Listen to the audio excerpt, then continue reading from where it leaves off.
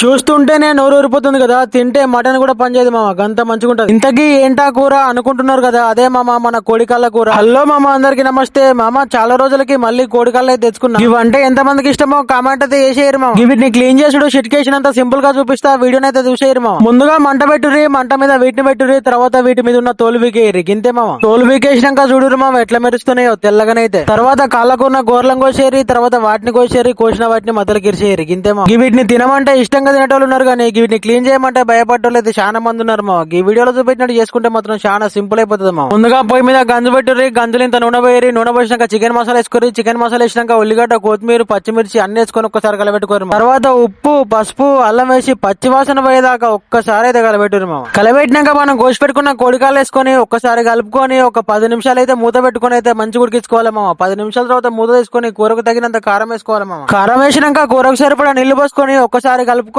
మూత పెట్టుకొని అయితే ఒక 15 నిమిషాలు అయితే మంచి ఉడికించుకోవాలి మామ. దగ్గరికి అయితే ఈ విధంగా ఉడికినాక లాస్ట్ లో ఇంత కొత్తిమీర చల్లుకొని ఒక్కసారి ఊపుకొని కింది దించుకుంటే మన కోడికాల కూర అయితే రెడీ అయిపోతుంది మామ. ఇంకొక ప్లేట్ లో అన్నం కూర వేసుకొని ఒక్కొక్క ముద్ద కలుపుకొని తింటూ ఇంకా కోడికాలు పీక్కొని తింటుంటే అయితే జబర్దస్త్ ఉన్నామో కూర మాత్రం. మీరు ఎప్పుడన్నా ఈ విధంగా అనుకోవాలనుకుంటే నా వీడియో చూసి అనుకోరు మామ, కూర మాత్రం జబర్దస్త్ ఉంటుంది. ఇంకా ఈ రోజు వీడియోనైతే గింతే మామ. వీడియో నచ్చినైతే ఒక లైక్ కొట్టిపోరు మామ. ఉంటా మరి, బాయ్.